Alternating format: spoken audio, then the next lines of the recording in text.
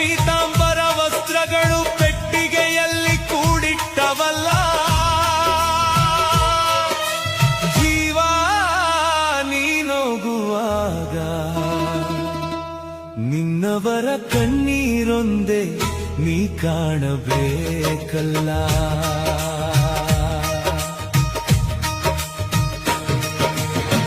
ಬಿಂಬದಲ್ಲಿರುವ ಜೀವ ಕಂಬಸೂತ್ರ